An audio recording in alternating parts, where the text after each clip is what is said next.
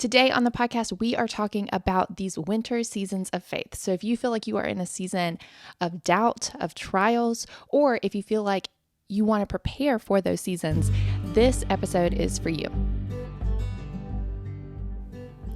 Welcome to A More Beautiful Life Collective podcast. We know that in the hectic hurry of everyday life, it's easy to lose sight of what really matters. This is a moment to pause and realign your focus on the one who gives us peace and rest. We're focusing on discipleship, productivity, and homemaking as we live with eternity in mind. This is the place where you'll learn to create a life you love and cultivate your heart for God. I'm Casey Fletcher. Thanks so much for joining me. Hey everyone, and welcome to episode 25 of season 1 of A More Beautiful Life Collective podcast. We are starting a new series today on how to overcome winter seasons. And I just want to encourage you, if you are interested in any of these things, I have a free printable resource that you can find in the show notes or in the comment section below. You can also comment if you're on YouTube to let me know what you're thinking. And I would love to get your feedback on any of our previous episodes or this episode. You can do that by leaving a 1 to 2 sentence review of the podcast wherever you listen to podcasts. So now on to the episode. One thing I've noticed over the past several weeks is that winter light just hits different. One of the things that we start to see in wintertime is that the light kind of becomes like this pale gray. And that is a lot different than the vibrant, yellows and hues and these like golden days of summer. And so as we spend time outside, winter, it just feels different. I think we can see that in winter, everything kind of feels a little bit flat, a little bit colorless. And it just makes me think, why is this the case? I wonder how people dealt with winter in the past. You read these stories of people who had to kind of sit there and weather through these really difficult times. But I think in some cases, winter wasn't just this great evil in the past. Yes, it could be. But for some people who prepared for it, I think they relished this time. I was just listening to a podcast that talked about night and about the importance of night. And it talks about how we really need bright days and dark nights for our sleep schedule to be good, to have all the things that we need to happen in our body chemically to have that happen. And so I think about this with winter as well. We think of winter and we think of darkness, we think of night as sometimes these like evils, right? That if we just didn't have to worry about this. But I think, and I truly believe that God created this order of summer and winter, of day and night in our lives for a reason. I don't think that this was something that was a result of the brokenness of sin. I think it was something that he built because he knew that it was important for us. As people started to have, these new technologies, and really this started mostly with the electric light, because before that, in the podcast on light, they were talking about how really these, gas lamps and these candles, they emit a really small amount of light. And that really didn't affect how bright, cities were, how bright your home was. It didn't really add to a lot of light pollution. But with the advent of electric light, that kind of changed the entire landscape. And I live in a place like this. Most people now do not live in a place where you can see the Milky Way. Like, you don't become confronted with the awe of a night sky. I remember I was on a trip and we went to, Yellowstone National Park. And that was the first time that I had seen that many stars in the sky. And I don't live in a city. I live in, it's not super rural, but I do live, where you have pastures everywhere with cows and all that kind of stuff. And even here, I see the effects of light pollution, where the brightest thing in the sky is not just the stars. The brightest thing in the sky is the city that's off in the distance, about 30 miles away.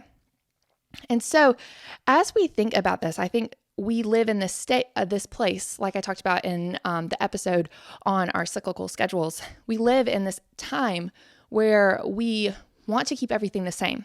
So we try to darken the days by staying inside and then lighten up the nights by having light. And so I wonder how sometimes we do the same thing where we want to darken our summers of life and brighten up our winters of life. And I think we do that, if we think about literally, we want to make everything the same temperature and always kind of stay in the same kind of comfort zone of about 70 degrees, give or take 5 degrees. But I think figuratively, we also do this as well. If you think about our life happens in seasons, right? And we talk about this with thinking of summer. Normally with summer, that's this time of work and, abundance, prosperity. If you think of fall is kind of this change. You have winter, which is this like rest time. And then spring is the beginning of new birth, new life. And I think we have these seasons in life, and it could be a season that lasts a few weeks or a few months. It could be a season that lasts a few years. So our seasons don't always line up with the literal season. But I think we can learn a lot by looking at these seasons in life. Because again, I think sometimes we look at our seasons and anything that would be a winter season, this kind of season of night, we view these as a great evil. And we view them as there's something wrong with the situation or there's something wrong with us if we are going through these times. But I think that really this is just living life. And so we need to figure out how to deal with these winter seasons. As we think about this, I want you to ask yourself, the first question you need to figure out is, what season are you in right now? Do you feel like you're in the season of new life? Are you feeling like you're in the season of productivity and work? Are you feeling like you're in the season of harvest and change and kind of storing up and preparing? What season are you in? We all experience these winter seasons. I've been reading a book called Becoming Elizabeth Elliot, which is a fantastic book. Elizabeth Elliot's life is such a inspiration to me, and you can learn more about her life in our episode on how to make your dreams and goals, and you can find that in an episode that I'll link to in the show notes. But Elizabeth Elliot, she dedicated her life to serving God. And one of the things that she wrestled with is, how can she serve God well? So whenever she married her husband, she went to Ecuador and she started working with the people in the jungle tribes there. And while she was there, her husband went to a particularly homicidal tribe, and he actually got killed trying to minister to that tribe. And I talked about that in that episode. But the thing about her is that she was no stranger to winter seasons. Before she even went to the tribes, she dealt with some doubt. She dealt with some confusion. She dealt with some emotional times as she was, dating, or she had lots of letters with her future husband, Jim. And so she dealt with winter seasons of trying to figure out what to do about their relationship. She was no stranger to these winter seasons. And I think if you look at her life, she had two options.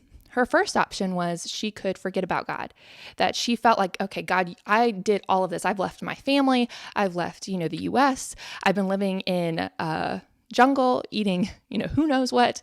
And I have dealt with, helping people through childbirth and dealing with death. And I have, almost risked my life multiple times. And so she could have said, God, I've given you all these things, and you repay me with taking my husband from me? And in that winter season, she could have rejected God.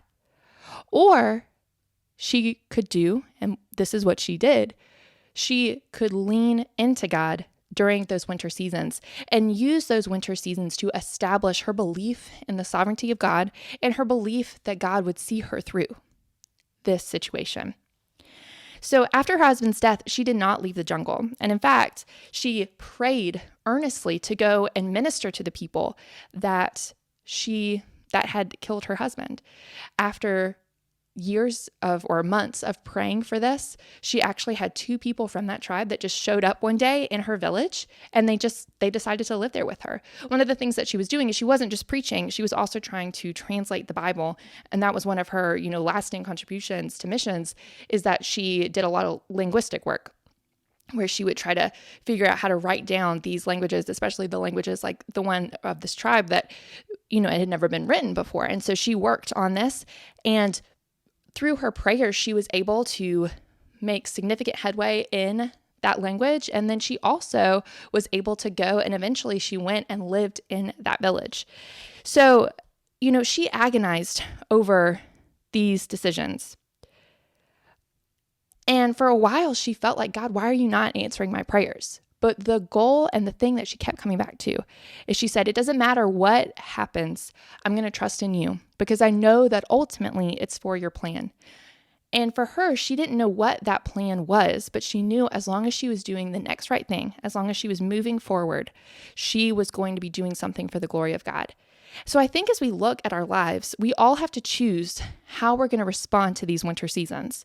And we all are faced with these two options. We could choose to trust in God more, or we can choose to turn away from him. One of the things that we've been talking about for the past month on the podcast is we've been doing a deep dive into goals. And so I think it's so important, and I've said this several times over the past few weeks, that we all recognize that we can do amazing, big things for God's kingdom. And so we need to set our minds to how we can glorify his kingdom. We need to have purpose. We need to have action. We don't need to be rudderless necessarily. We need to try to move forward in God's kingdom. But one of the things that kind of was an undercurrent as I kept thinking about this and thinking about how people could put into practice some of the things that we've talked about, one of the things that I kept coming back to is this idea of like, well, what if I'm sitting over, having a conversation with somebody and we're having a cup of coffee and then they look at me and they're like, well, what if I just don't feel like it?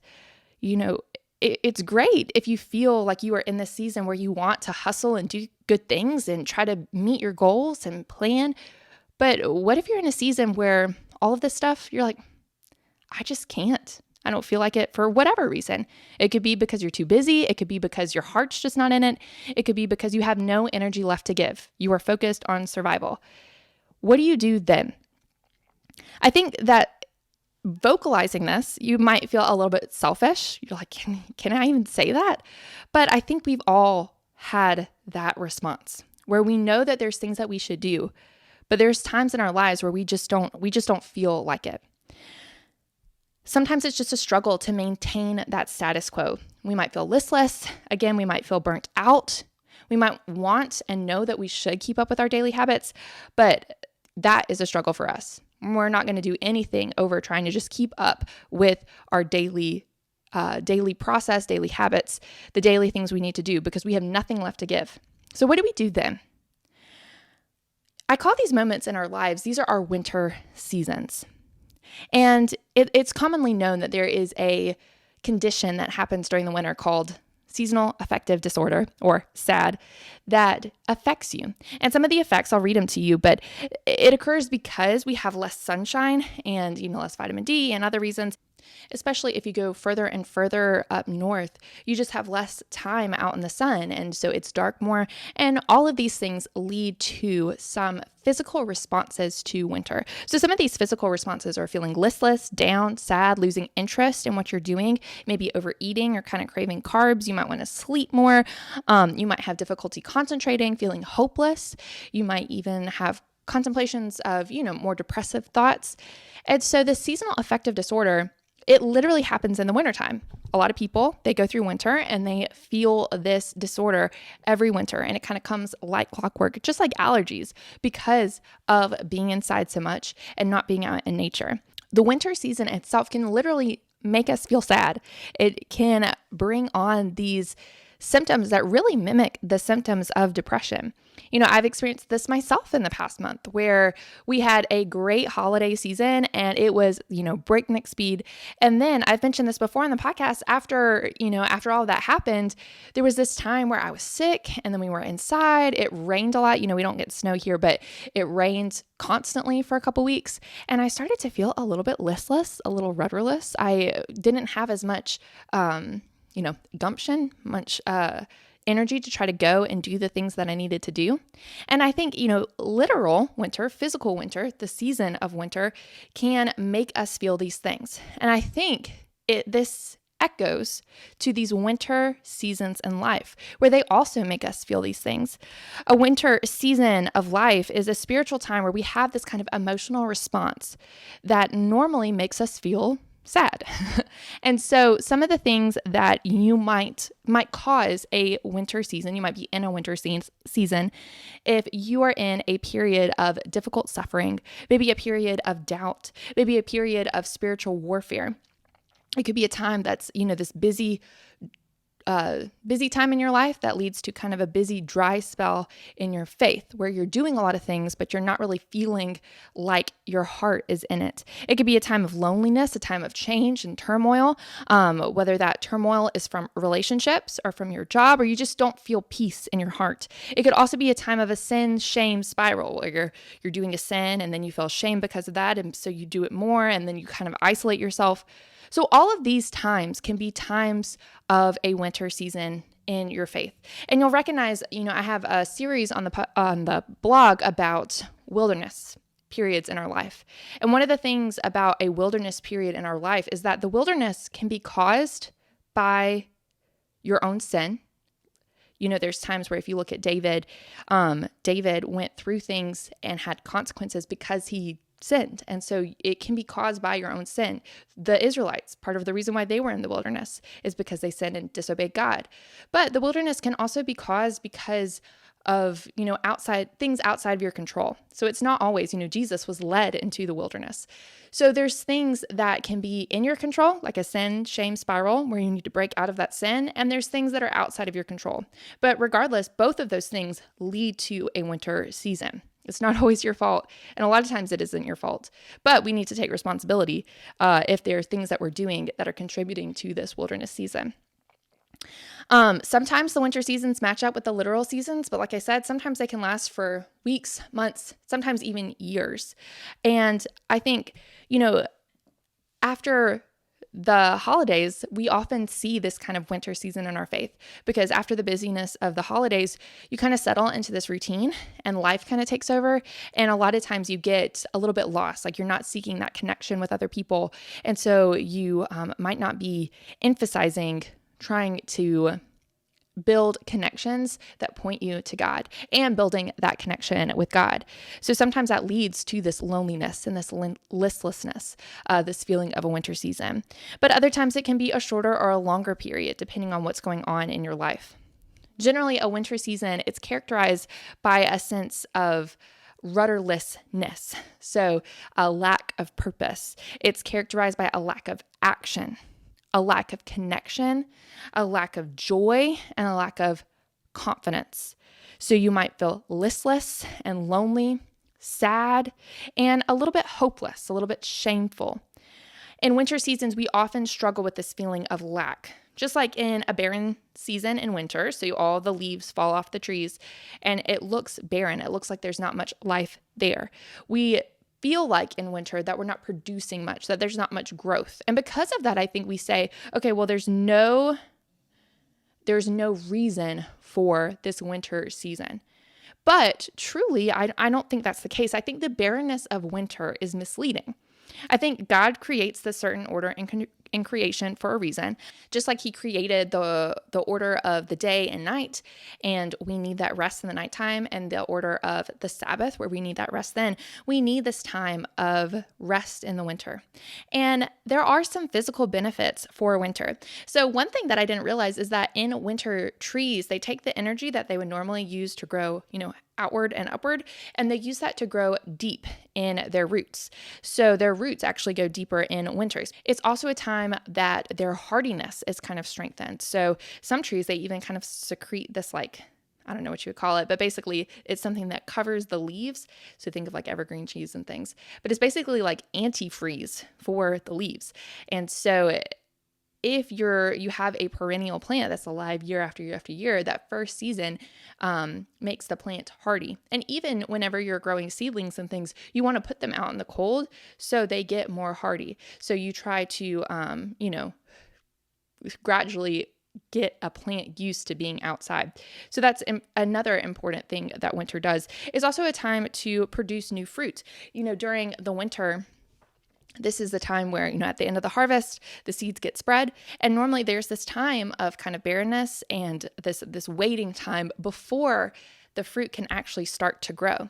And so once it starts to warm back up again, then we see that fruit there, it starts to grow and germinate, and eventually you'll have a harvest. But the thing is, the winter season, it had to go and get settled and find the place that it needed to be able to germinate and put down roots and all of those things.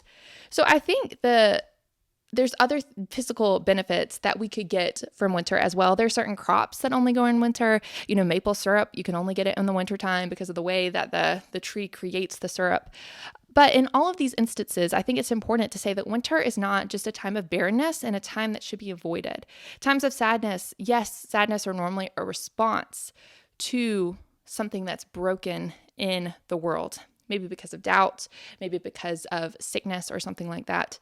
But I think it's much more fruitful to embrace this time and figure out how we can handle this time well, rather than viewing this time as this great evil that should be avoided at all cost, even if that cost means denying that it happened or trying to avoid it or not dealing with it, kind of tamping it down and compartmentalizing it. So a plant has two responses to a winter season. A plant could weather the winter or it could die. And I think our faith has two responses to the winter seasons as well. Our faith could weather the winter seasons and get stronger, or our faith could wither away and die because of those winter seasons. I think Elizabeth Elliot, if you look at her life, she dealt with that doubt and that questioning. But through all of this, she started to reaffirm her faith. She had a lot of knowledge. She grew up in a very Christian household. They would do, these little family worship gatherings in the morning and at night. She went to a Christian boarding school. She went to Wheaton College. And so she was definitely immersed in a Christian lifestyle, and she knew her Bible. She was passionate about God. But all of that is to say, the times of the winter seasons of her faith, it grew her up and it matured her faith, where she became wizened to how to live for God well, not just sometimes the recklessness of youth. Even if you're passionate and you have zeal, you could still be reckless. You could still be a little foolish whenever you are young, even if you mean well. But through that suffering, she grew wiser. And so I think after the season that she dealt with, she saw that fruit that was 10, 30, 100 times more than what was planted. We have to choose how we're going to respond to our winter seasons. And so I pray that your response to a winter season is to let it grow and develop your faith. So one thing that I want to do now is I want to look at two different topics about our winter season. The first is how to prepare for a winter season. And then the second is how to weather a winter season in your faith. We know what our goal should be. We want to weather that season well and end up at the end of that winter season with a stronger faith. Despite whatever circumstances happen at the end of that season, we want a stronger faith. And so I think the two things we need to do is we need to prepare for it and then weather it well. Now, to prepare for the winter season, we have to be mindful that they do happen. I think all of us are going to be destined to have winter seasons. And for some of you guys, that might be like, duh. But the thing is, if you believe that, then it puts a lot more urgency on preparing for that winter season. How do you prepare your faith to handle that turmoil, that change, that doubt? Well, I think the first thing is you need to store up nutrients. Trees and plants that are perennials, they actually have a place where they store up nutrients. So while they're still producing food, they send that down to their roots, and they have little storage areas, and they put all of the nutrients there. So they store up nutrients for the winter, just like animals do and just like humans used to do before grocery stores. And so, for us, whenever we want to store up nutrients, we need to store up truth. And how do you do this? Well, we need to actually be searching out truth regularly and memorizing it. So we have to go and read our Bibles. We have to listen to people that are wise. We have to listen to podcasts, sermons, go to church regularly. We have to store up all of these things. And then not just hear all of this stuff, but we have to take it and apply it and memorize it. We have to remember what we are learning. We have to internalize these things. And this can be done through talking about it with other people, being in accountability groups where you kind of talk about it. So things like Bible studies at church, having a group of friends that help you to live the things that you're learning. Also, just praying about it regularly. All of these things will help you to store up truth and also internalize it. And then you also need to harden and steel yourself to prepare for winter. Like I said, one of the things that some trees do is they send that antifreeze coating, and that hardens them for winter. So whenever the freeze comes, especially in places with snow, their leaves don't get, frozen and then they die. If you've ever been in a place where everything's trying to be springtime and it's not time yet and it freezes again, you know what happens. A lot of times it'll like burn the leaves. And so they have to harden themselves to prepare. And so you need to think about yourself. How can you prepare yourself for those storms? And so I think part of this is storing up truth, but part of it is recognizing that you need to almost steel your emotions, steel yourself for the spiritual battles that you may face. There are going to be times where your faith is tested. And so you need to hold fast and cling to the truth. You have to search out what you believe about God and then make sure that you are reminding yourself of that so that whenever those dark times come, you can rest and trust in that. If you don't know what you believe, the beliefs are never going to handle the storms of life. Now, once you've prepared yourself for winter, so you've stored those nutrients, you've hardened and steeled yourself for those spiritual battles, then you need to weather the winter season. So when they come, and they will come, then you have to figure out, okay, how am I going to stand strong and maintain my faith during these winter seasons? I think the first thing that you should do is you should focus then on sending your roots deep.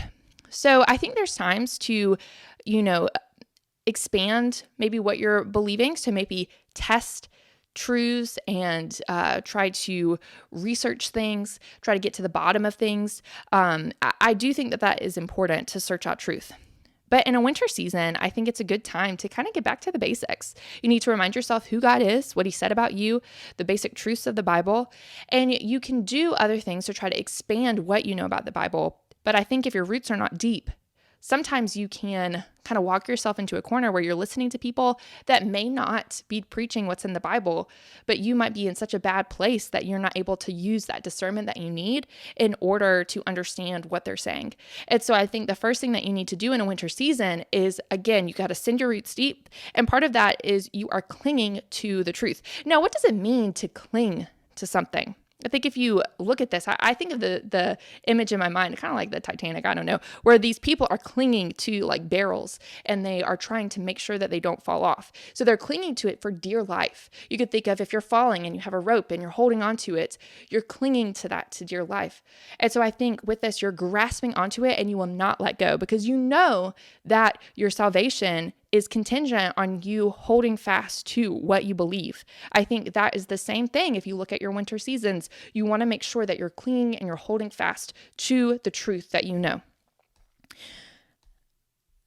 When you hold fast to something, you're focusing on it only. You're not looking to the right or the left. You're not trying to veer off the path. You recognize that you have your goal and you are trying to get there. Unlike Peter, if you think of like the winds and the waves in the boat, you're not looking at these things around you because a lot of times looking at your circumstances in a winter season will make you feel more hopeless. It will make you feel like nothing you can do will change the situation that you're in. And that is why if you're holding fast, if you're clinging to something, you're looking towards Jesus and you're holding fast to him and the truth of the gospel, the truth of the kingdom, and you're letting everything else fade away. Because if you turn and you look at your circumstances, if you think, why do I feel like this? And you get in this spiral where you're using your feelings as evidence that there's something wrong with you and wrong with your faith will ultimately crumble. You have to turn your focus away from that to God. Plants don't normally need rest like we do. But one thing that does need rest is the soil. We often don't think about this, but if you overuse the soil, obviously at some point your plants will get shorter and shorter and shorter, and then ultimately nothing will grow there because all the nutrients get sucked out of them. Winter is a time that, some people, they plant cover crops, and some people, they just cover, the garden with some kind of compost, plant material, manure, and they let it decay. And that decay ultimately sends nutrients back into the soil to let the plants grow back up again. I think it's a beautiful thing that we don't often think of. If you think about the leaves dropping every year and that turns into plant decay and compost that then gets turned back into the soil where the nutrients can grow back up into the trees, we see this kind of circle, this process of life, of this rest and recovering through the order that God has ordained. I think that is the same thing in our life. It's not necessarily for plants a rest and recovering, but the soil around them needs that time for rest. So I think as you start to focus on those key tenets of your faith, hopefully you are turning part of holding fast and clinging to something is that you are adding truth into your life through Bible study and prayer and going and being a part of a church community. And so ultimately, you'll start to recover. You'll start to get those nutrients. And so that time becomes a time where you will have that wisdom and that lived experience that will ultimately, the next time of a spring or summer season in your life, the nutrients will lead to more growth and more fruit in the future. And the last thing that you need to do to weather those winter seasons is to remember that hope of spring. Yes, it's hard to deal with winter seasons, but we know that there's hope, that there will be a new season, a new day dawning. Though darkness might last for a night, joy comes in the morning. And I think that's something that we need to remind ourselves. There is a hope. And there's a hope, I think, in this life where there will probably be, your winter season will end at some point. But even if it doesn't end now, for whatever reason, if it's a sickness or something that is terminal, there is a hope that we have that's more unshakable than any kind of circumstances here. And that hope is the hope of the kingdom. We have that spring season. And a lot of times we don't even see how the seeds that we're throwing, if you think about the parable of the sower, the seeds that we're throwing around, we don't see in our winter season how they could potentially grow in the summer. But then if we look back in hindsight years later, we'll see the effects of that growth over time. It's the same thing in ourselves. Sometimes we don't see the way that things that are planted in us are going to have fruit and bear fruit later on in the midst of our winter seasons. But ultimately, that will happen over time. It may seem hopeless in the winter, but if we have faith, we can hold fast and trust that God is working, even if we can't see it. As we deal rightly with our winter seasons, again, we have this goal that we want to cling to God and cling to our faith and have our faith weather the season. We remember that we need to prepare for the winter seasons, which means that we need to store up nutrients and harden ourselves for those that winter season, those spiritual battles. And then we need to weather the winter seasons well, which means that whenever we're weathering our seasons, we want to send our roots deep, rest and recover and put nutrients back into our life. And then we also want to have that hope of this upcoming spring. All of this will lead to a new attitude for winter seasons. When you deal rightly with a winter season, you're going to change how these times affect you. So instead of having a lack of purpose, you're reminded of God's plan. And so you move from being this rudderless person that you don't know, you're blown and tossed by the wind, to being focused. You move from having a lack of action to moving strategically, doing the things that you need to do to weather that season well. From being listlessness to having these wise actions. You move from having a lack of connection to embracing others. You move from a lack of joy, despite your circumstances, to contentment. And you move from a lack of confidence in what God has in store from you to being sure of what you hope for. When we prepare and weather our winter seasons well, we're going to end up having a testimony that inspires others. You're going to end up with a legacy of faith that you can turn to for yourself, and you can also turn to for other people. You're going to go in wisdom, faithfulness, and holiness. So let's recap. Winter seasons are times filled with maybe spiritual depression, doubt, and loneliness. They could be times where we feel far from God. When we go through these times, we have two options. We can turn towards Him or turn away from Him. To overcome these seasons and turn towards God, we need to prepare by storing up goodness and truth in our lives. And then we need to weather the winter seasons by being rooted to truth and hardening ourselves in spiritual battles. Now, I'd love to hear your thoughts on what you think about this and maybe some ways that you prepare for the winter seasons in your life or the ways that you weather for the winter seasons in your life. You can leave a comment below if you're watching on YouTube, or you can leave your thoughts by visiting the show notes on my blog at A More Beautiful Life Collective, or leaving a rating and review wherever you listen to podcasts. You can also head on over to Instagram and you can follow me there and see some other content that I post on there. Don't forget that you have a free printable for how to deal well with winter seasons. You can find those in the show notes. Until next time, keep creating a life you love and cultivating your heart for God. I hope you've enjoyed this episode of a More Beautiful Life Collective podcast. If you haven't yet, please leave a rating and review wherever you listen to podcasts to help others find the show. While you're there, you can like and subscribe so that you never miss an episode. Don't forget to check out the blog and our store for more encouragement and resources on how to create a life you love and cultivate your heart for God. I'm Casey Fletcher, and I'll see you next week.